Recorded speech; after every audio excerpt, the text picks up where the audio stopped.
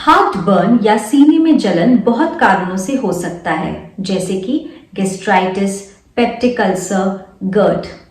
आज का हमारा टॉपिक है GERD, गैस्ट्रोइसोफेजियल रिफ्लेक्स डिजीज। आइए जानते हैं इस बीमारी में क्या होता है और इसे हम दूसरे पेट की बीमारियों से कैसे अलग कर सकते हैं। लेकिन उससे पहले मेरा channel like, share and subscribe करना ना भूलें।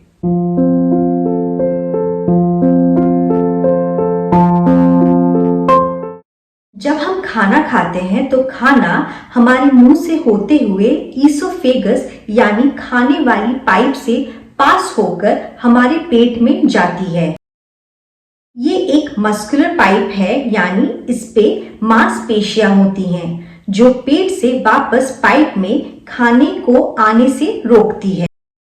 लेकिन अगर खाना खाने वाली पाइप की मसल्स कमजोर हो जाती है तो खाना और एसिड जो हमारे पेट में है वो वापस हमारे खाने वाली पाइप में आ जाती है, जिससे सीने में जलन होती है। सीने में जलन खाना खाने के आधे घंटे से 1 घंटे के अंदर हो सकता है। कभी कभी सीने का जलन गले तक आ जाता है और साथ ही खट्टी ढकारी भी होती हैं। जिनको लंबे समय से GERD की शिकायत है उनको अस्थमा, ब्रोंकाइटिस, फेरेंजाइटिस, कफ, ये सारी दिक्कतें हो जाती हैं।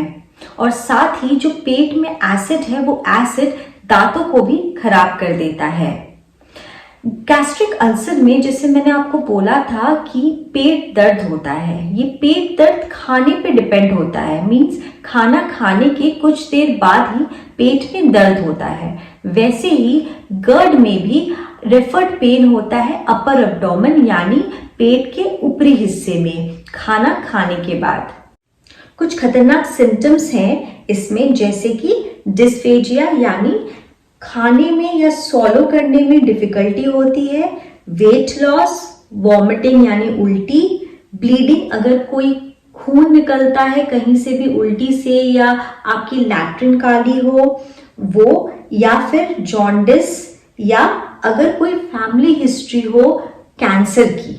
जैसे कि मैंने आपको बताया GERD होता है जब खाने वाली पाइप की मसल कमजोर पड़ जाती है। ये कमजोर पड़ती है कब? ये कमजोर पड़ती है ओबेसिटी यानी मोटापा में, प्रेगनेंसी में, या फिर अगर आप अनहेल्दी लाइफस्टाइल लीड कर रहे हैं तब, जैसे कि खाना खाते ही लेट जाना, बहुत ज्यादा मात्रा में शराब पीना या सिगरेट स्मोकिंग, या बहुत ही तेल मसालेदार या हाई फैटी फूड खाना। इसीलिए कोशिश करिए कि एक्सरसाइज और हेल्दी लाइफस्टाइल के साथ आप अपने खाने पीने पे भी काफी ज्यादा अच्छे से ध्यान दें। ये सारी चीजें मैंने आपको मेरे पेप्टिक अल्सर वाले वीडियो पे भी बताया था। इसीलिए कोशिश करिए कि एक हेल्दी लाइफस्टाइल लीड करें ताकि ये पेप्टिक अल्सर हो या GERD हो या गैस्ट्राइटिस हो, ये सारी पेट की बीमारियां हो, इससे आप बचे रहें। इसके डायग्नोसिस के लिए हम क्या कर सकते हैं? इसके डायग्नोसिस के लिए हम pH मॉनिटरिंग कर सकते हैं। pH यानी जो एसिड लेवल है हमारे ईसोफेगस में, हम उसको जांच कर सकते हैं। बट सबसे बेस्ट होता है एंडोस्कोपी। एंडोस्कोपी में आप एग्जैक्टली बता सकते हैं कि ये जो GERD है इसमें जो एसिड का लेवल है, और अगर GERD के साथ कहीं ब्लीडिंग तो नहीं, कहीं कोई अल्सर तो नहीं, ये सारी चीजें आप इजीली अपर GI एंडोस्कोपी से जांच कर सकते हैं। GERD की ट्रीटमेंट के लिए एंटासिड ले सकते हैं, जैसे कि PAN40 या डाइजिन सिरप वगैरह, और ज्यादा से ज्यादा पानी पीजिए। कोई भी खतरे वाली निशानी अगर आपको दिखे जो मैंने आपको बताया हो तो तुरंत आप अपने डॉक्टर को दिखाइए। अगर एंटासिड्स का रोल बोले तो एंटासिड्स का रोल GERD में या गैस्ट्रिक अल्सर या गैस्ट्राइटिस में सिर्फ एसिड कम करने के लिए होता है। इससे काफी ज्यादा रिलीफ मिलता है पेशेंट्स को, लेकिन ये डेफिनेटिव ट्रीटमेंट नहीं है। यानी कि अगर इस दवाई से अगर आपका पेट दर्द या जो एसिड सिक्रीशन या जो GERD की समस्या है ये कम नहीं होता है तो सर्जरी भी करवानी पड़ सकती है।